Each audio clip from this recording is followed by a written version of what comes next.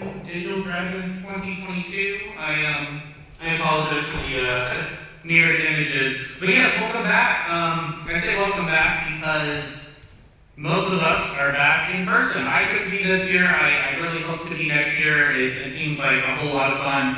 I had personal reasons why I couldn't come up there, but hopefully next year. But welcome back to everyone who's there in person, and despite the fact that I cannot be, I am glad to be back. I want to thank everyone who worked really hard to put this conference together so we can all come out, have fun, learn something new. For those of you guys who left the back door open so I could sneak in, no, I'm just kidding. They let me back in, which is a whole other series of questions to ask. They liked your presentation well enough last year, and so they invited me back, and they will very quickly regret that decision. I want to talk about something a little different last year. Last year, I remember where I was when I was recording it. I remember the people who I was with, the people who were supporting me, the people who were helping me get this done, the people who were encouraging me. And now, coming back around, it's almost funny, because those people aren't around anymore. I've got different people in different positions supporting me, helping me out through all of this, and I'm very, very grateful to them. It's been a long and interesting year. I'm in a different place with different people, but at the same time, it seems so familiar. You know, these were people who I trusted to stick around for a long period of time, and it didn't work out that way. And I made the decision to go out, meet more people, have another team, get more partners going, develop new friendships, you know? And as I did that, I grew those friendships. I grew from everything that both having and losing those old friends let me do. I was encouraged. I was pushed harder than ever before.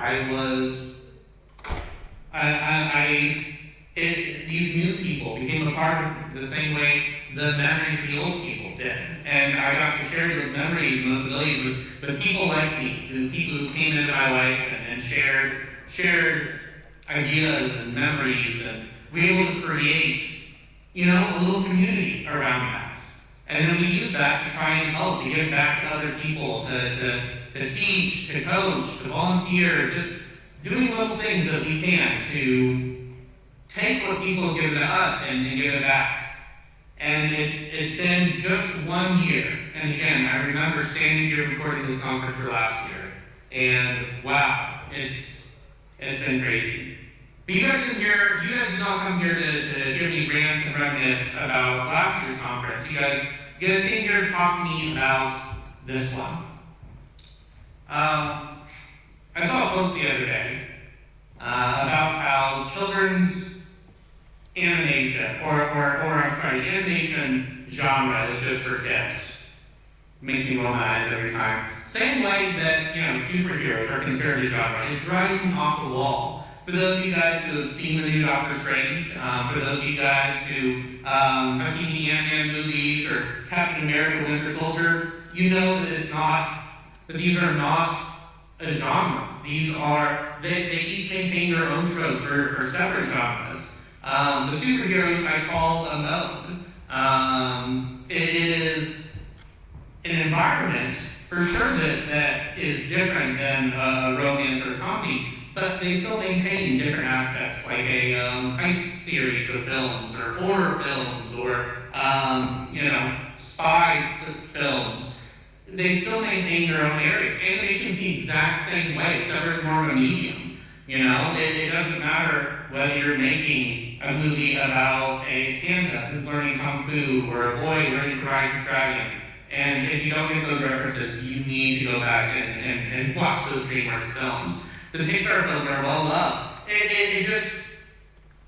It's surprising when people come out and talk about the limitations of a medium in storytelling, and that's just not for them. Not because of the story, but just because of the medium. And video games have and still get the same treatment. I mean, it drives me crazy And there are people who say this, who I adore, who are just awesome people who have taught me so much, but they say this video game movie or this video game TV show has no right to be as good as it is.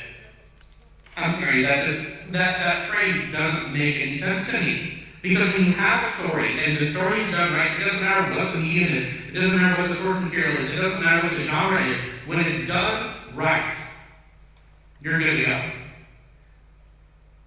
The question is, how do you do it right? And the answer is, I told you guys last year. No, last year I did come up, and I went over my paper, the 3 dimensions of story. I am working on a book, and I wanted to have it done by now, and I just, like I said, personal circumstances, I just did not. And yes, those personal circumstances are just about 80. But no, the paper is still available, and it divides story into 3 parts, 3 different dimensions. The first one is about the ingredients of the story, the second dimension is about what moves the story forward through characters' actions, and the final dimension is how to pace it out, how to make it engaging and entertaining.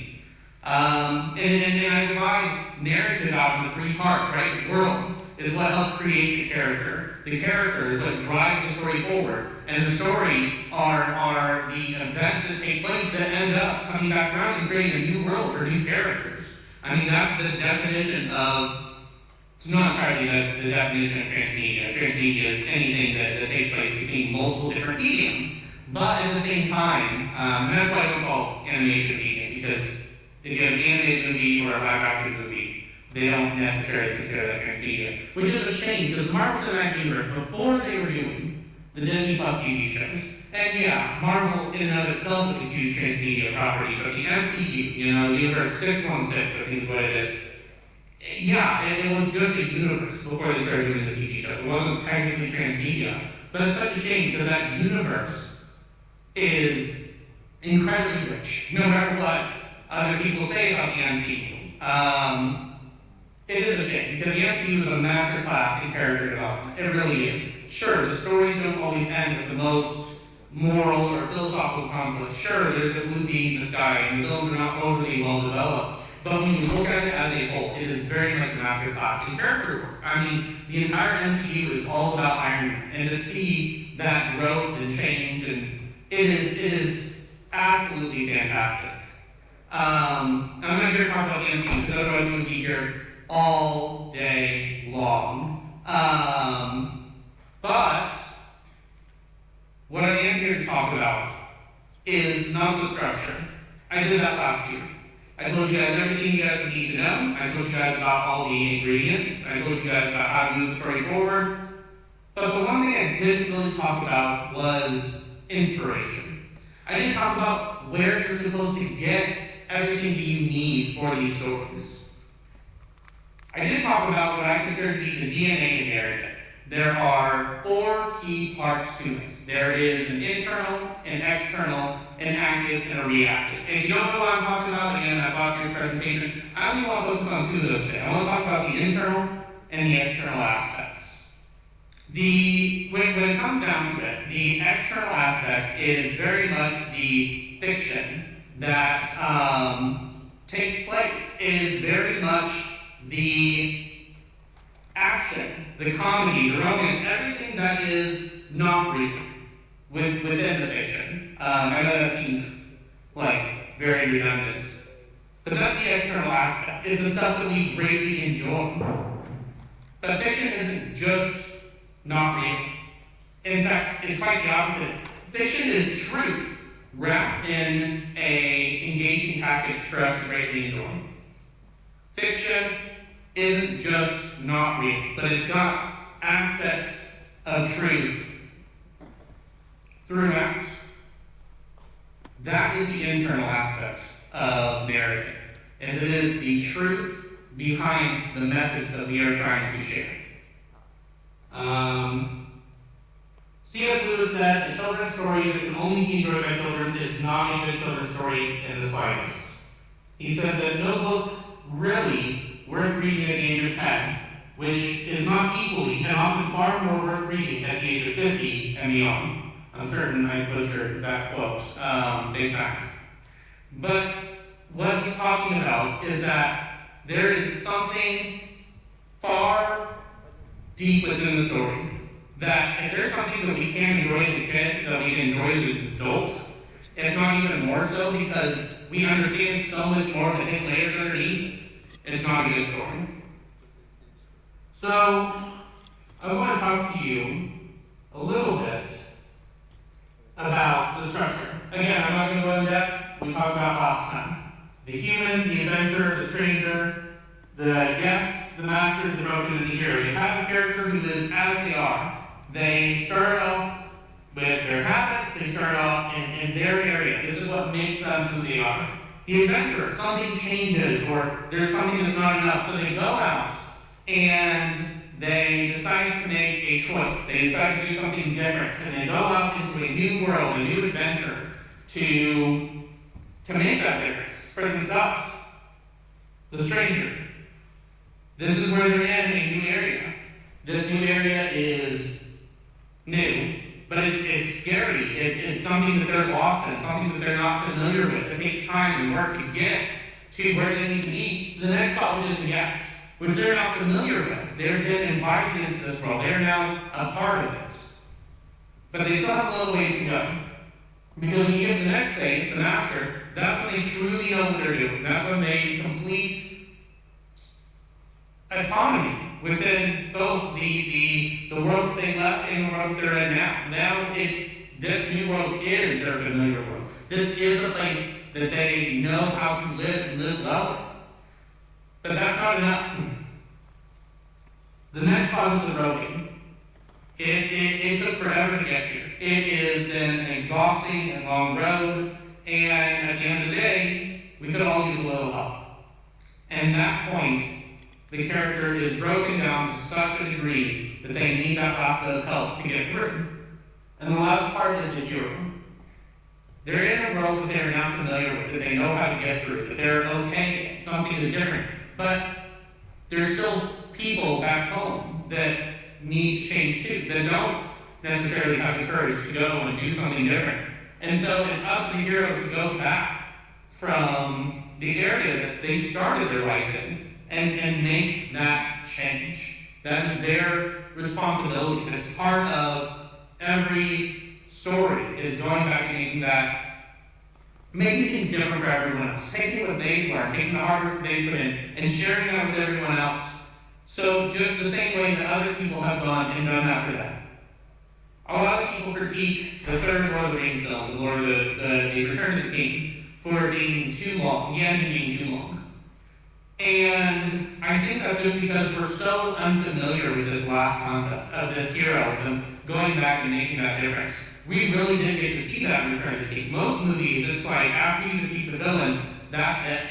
Into the Spider-Verse, for those of you guys who have seen that movie, that had a relatively quick wrap-up, but it was nice to get to see how everyone was doing after the fact. You got a little bit of that. You got to see how Miles is making a difference by being Spider-Man. But I want to go back a little further. This is Dan Martin's story circle. Oops. There we go. Oh, of course. There we go. This is Dan Martin's story circle.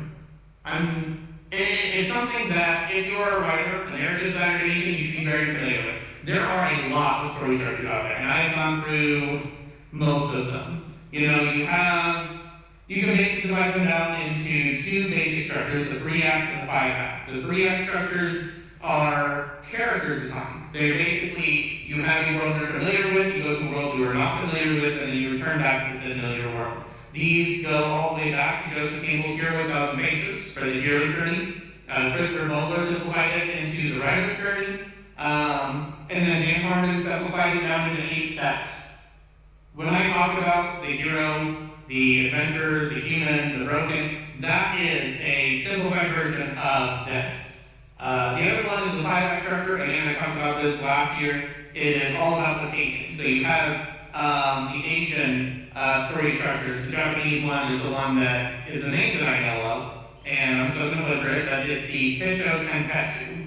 You have the Gustav Freytag's Pyramid. That is based off of the plays of himself and Shakespeare and everything around that time. That is the pacing that pulls us closer.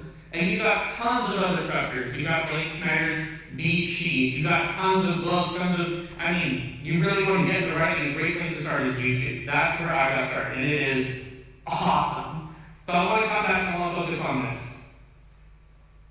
You have a character in a zone of comfort.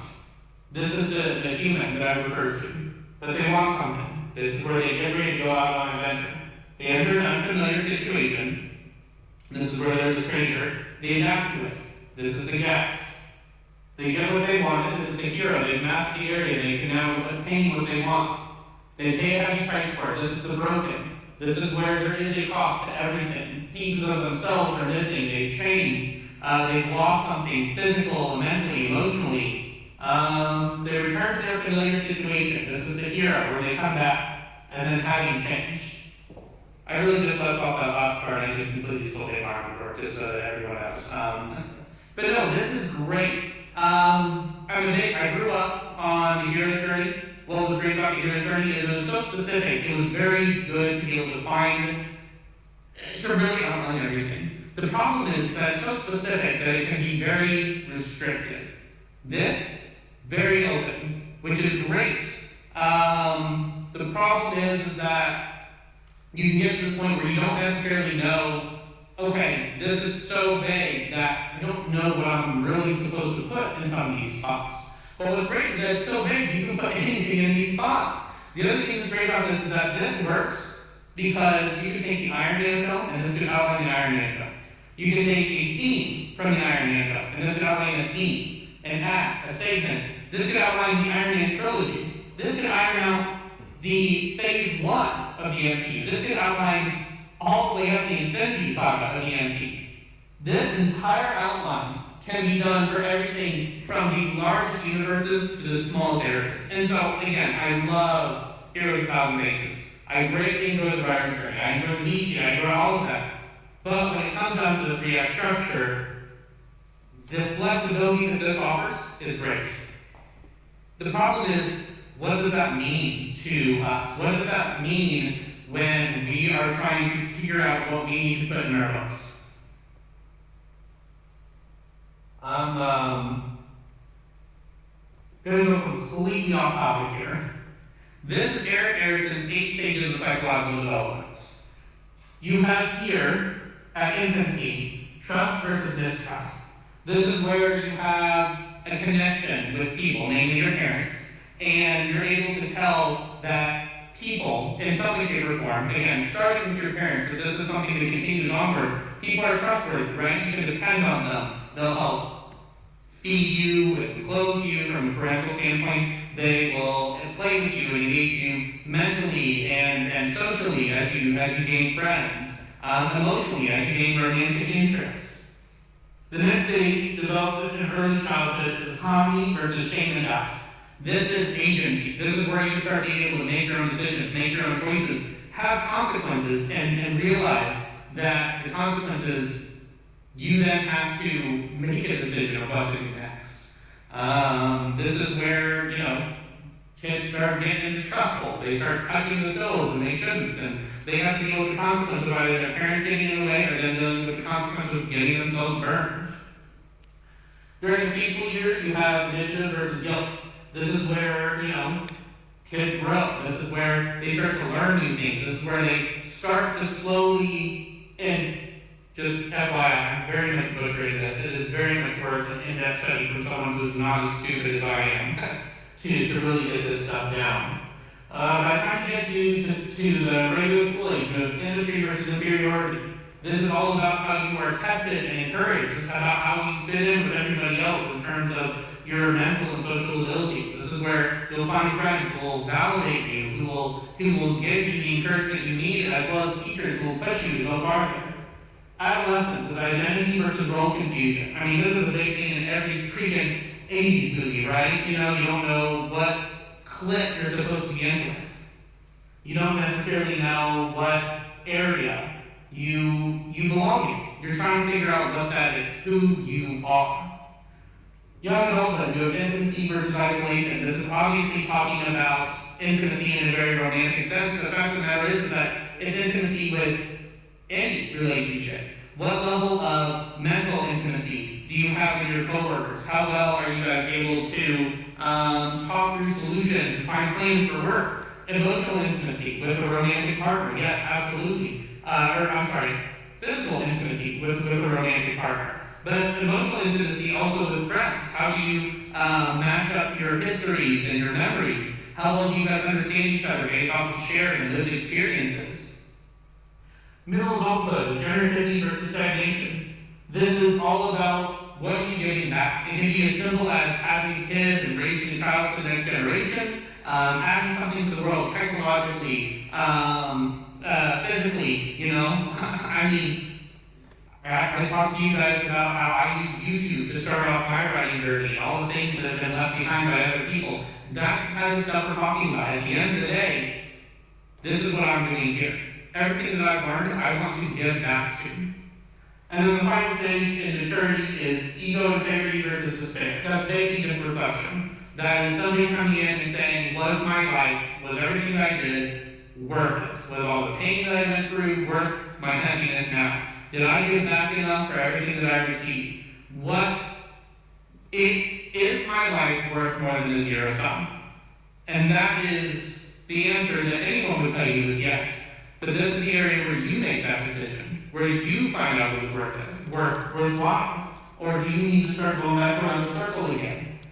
Because at the end of the day, the biggest criticism of this, of Eric Erickson's work, is the fact that infancy, early childhood, preschool, school age, adolescence, young adulthood, middle adulthood, maturity, does it really have to come down to those ages?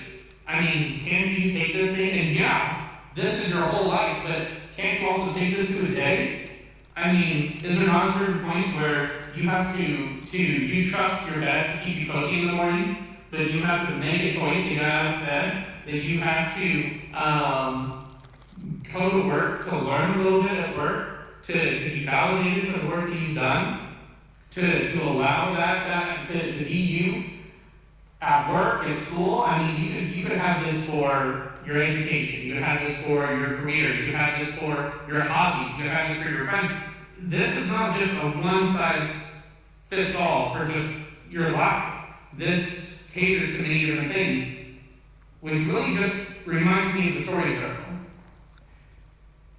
I found most of these images on the internet. This one I did not. I think that's very easy to see. In fact, the matter is that it's not even on the right side, and the reflection is just, I clearly was not as well prepared for this as I would like to have been. Like I said, personal issues, being lazy. But I have here trust, agency, play, validation, identity, intimacy, and generativity.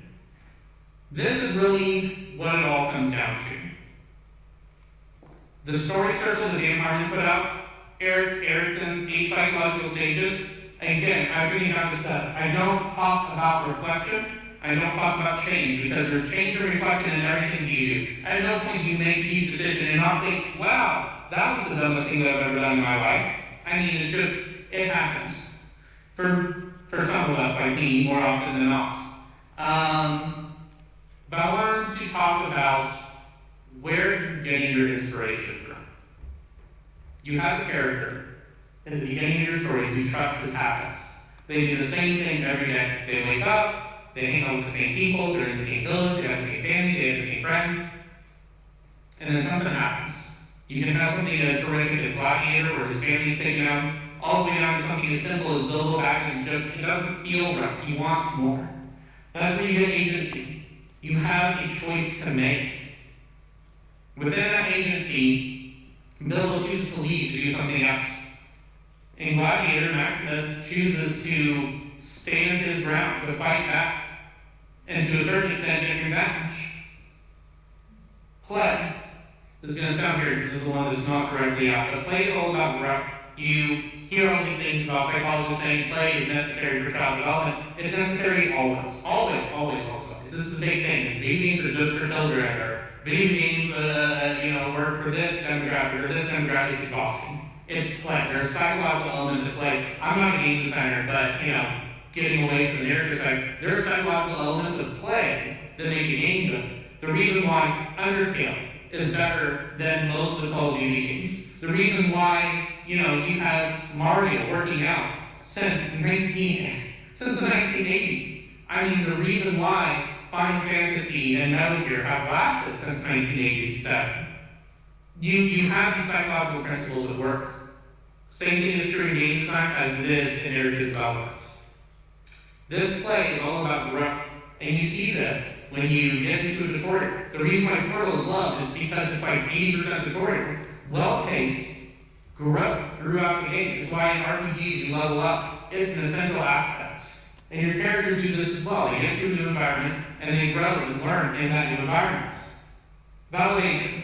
As they go along, they are encouraged on their journey. They're told, you're doing the right thing, you're doing a good job. But validation is not just that. That's where you get some really egocentric people. Validation is about the encouragement, for sure. Otherwise, you can just feel lost, like you're not doing a good job. But validation is also about being pushed farther. It's about being tested. So that not only can people tell you you're doing a good job, but you feel like you're doing a good job. I think this is a huge failure with schools. I'm getting very much off topic, but those tests are just there to praise you. They're not there to congratulate you. There's no positive effect that they have, and that's a huge thing that's being missed, is that you need to be tested and encouraged in a very balanced way. Identity. These characters go out, they grow, they're tested, they're pushed forward, and now there's new aspects of themselves, things that they uncovered that they didn't know about before. There are things that are now part of who they are that weren't there before. Intimacy. Even when you have parts of yourself that you want to shine, they don't. Because other people aren't always like you, especially where you came from, because these new things to develop. Change is hard. And so it's very easy to fall back into who you used to be instead of who you grow to become when other people are trying to pull you back. Intimacy is all about finding people like you who are willing to be that rock and that foundation for you as you maintain that growth all the way to the last part, generativity. People are going to challenge you when you're trying to give back. People are going to come in and criticize your work, and they're going to tell you you're not doing enough, you're not doing a good job enough. And when you're trying to give back, that is exhausting, and it's very easy to retreat. All these stages, it's very easy to retreat. It's very easy to stay home. It's very easy to let someone else make your choices. It's so much easier not to grow, not to learn something new. It's very easy to not take the test, to not be encouraged, and just to be the same person because you know you can do that. You've been doing it for such a long time. It's very easy for you to stay by yourself so you don't get hurt if people were to leave. It's very easy not to give back. All of this is super easy to do, but that's not what life is about. That's not what growth is about. I wasn't sure how much time that I had, so this ugly screen is the last one I had, so I'm going to switch it back to a screen that I found online, because you guys don't want to be looking at the really poor craftsmanship that I put up for the next 15 or so minutes. Like I said at the beginning of this conference, I had people who were there with me when I did this last year. People who aren't around or aren't around as much. People changed, they grew, we grew apart. And it's sad. Because these were people I really enjoyed. People who were very close friends of mine, people who really supported me in a lot of ways, people who I supported, It was, in and of itself, a little community. And it sucks that that's gone. But I'm not doing this alone right now. I've got a group of people here helping me right now, and it's awesome. And these are amazing people that I surrounded myself with because I didn't just sit down and sulk forever. I made the choice to go out and try again and put friendships and work and everything on the line to do a little bit more. And that's my story. And that's the story that I'm going to use when I'm crafting something. Because at the end of the day, when you're looking for inspiration for your story, all you need to do is look at your memories. All that you need to do is sit back and say, what have I been through? Because at the end of the day, representation is one of those things that is very hugely talked about. And not to say that it's not important, it very, very, very much is. But at the same time, relatability is a deeper form of it. Yes, we absolutely want representation, but as much as we want to parade and show everyone's differences, because those differences add so much to the world, there's also a similarity, a psychological basis for everyone and everything, psychological stages that we go through that link up the story. And those are the things we're sharing with everybody else, because at the end of the day, the story that I share with you, you are not going to leave this conference and go out and fight a dragon. You are not going to become immediately wealthy by marrying this beautiful, perfect princess. It's not happening. I hate to disappoint you, but it's not going to work out. But I wager that before I'm back up here at the next conference, if for some reason they let me back, you really need to press this conference to let me back in next year. No, I'm really grateful for everyone who's come up here and who's put this on. But by next year, yeah, you probably won't have fought a dragon, but you will have shown the courage to do something new and something great. You probably won't win the princess, but you will have followed your passions into something new. You won't become rich beyond your wildest dreams. I mean, maybe some of you will, right? It's not marrying into the money, though that's also a possibility. But you will develop the understanding to help other people and to be what they need. Be yourself, but put that forward and help show other people who need just a little helping hand. And you probably won't go into a dark, dangerous cave, but we all need the faith to get through the darker times that we have no idea what we're doing. The faith in ourselves, the faith in others, the faith in the fact that at the end of the day, what we're going through is what everyone else goes through as well. That the stories that you read, the stories that you watch, the stories that you play, that you engage with, they're not just fantasies that we wish we could fulfill. They're aspects of the author. They're aspects that the author shares with us. So when you're looking for inspiration, when you're looking for what to put in your story, think about your own memories. Think about all the things that you would need someone else to guide you through. Oops, again. So, I talked before about how there's an internal and external aspect. And this is where I kind of want to break down and talk about Avatar: The Last Airbender. Because as magnificent as that show is, I can't help but be amused at the way they parade their animals. I think one of them was a duck turtle. I think that you have a flying bison. You have a variety of animals. They're basically just two animals crossed together. And it's funny, and it's cute, and it's awesome. But I want to talk about how the external and the internal very much share that. The internal holds aspects from your real life, from your memories, from your emotions. And these things are what allow you to feel, what allow you to put your work together. But the external is the same way. When you're out there designing a world, when you're out there designing a character, you still take influence from all the things that you know. Whether it is something as simple as combining two animals in Avatar: The Last Airbender, whether it's a matter of making tall-tailed blue people in the other Avatar, there's always some level of familiarity in your creativity. And that's not a bad thing.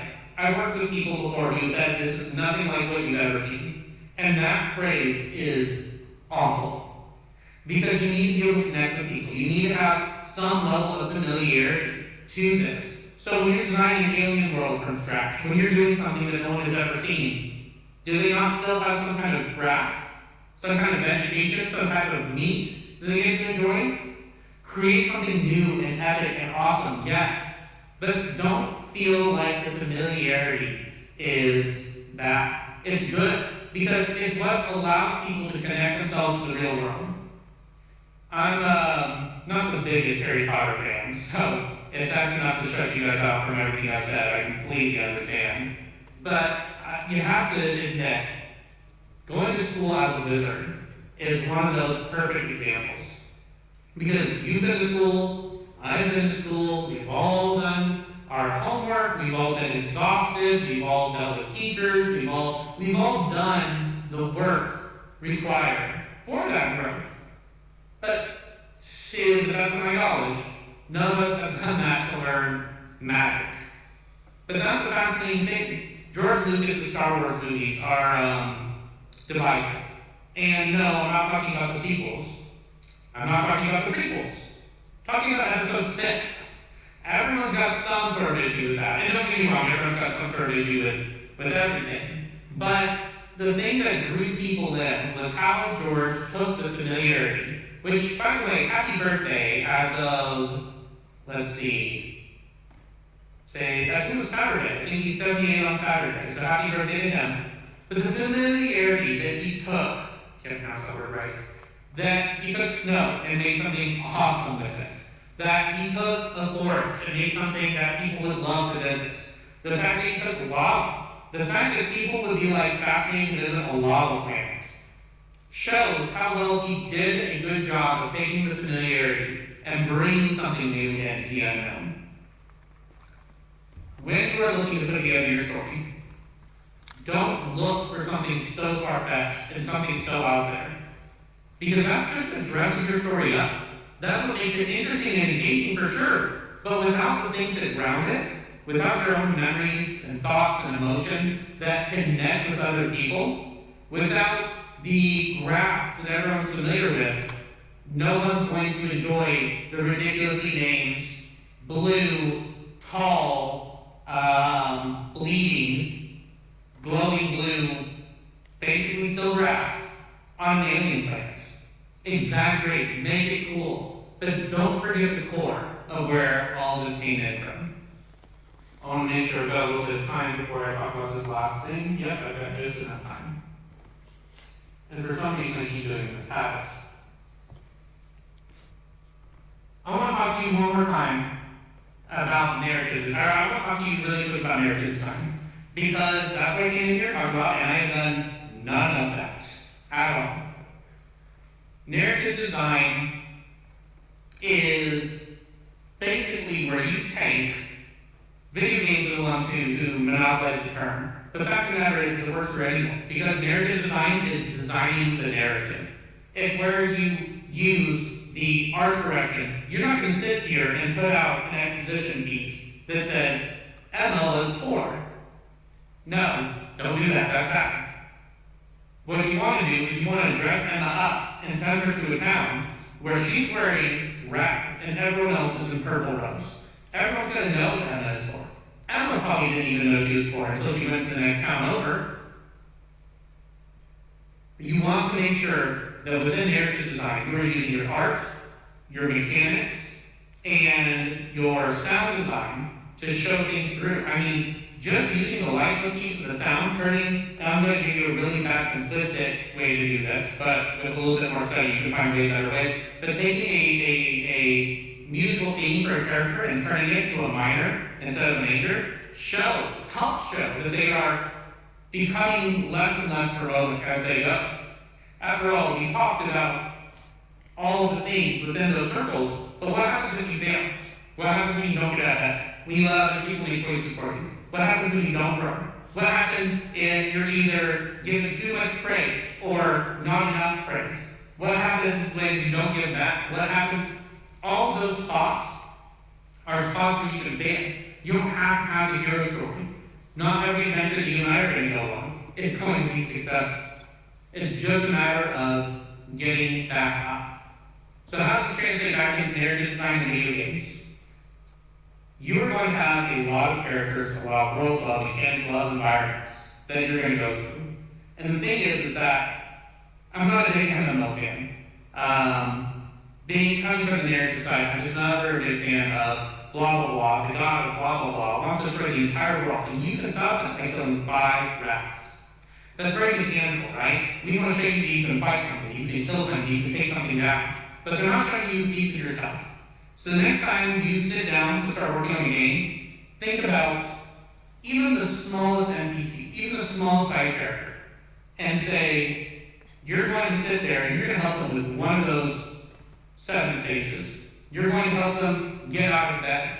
You're going to help them validate them, right? Everyone needs fetch quests, mostly for mechanical reasons.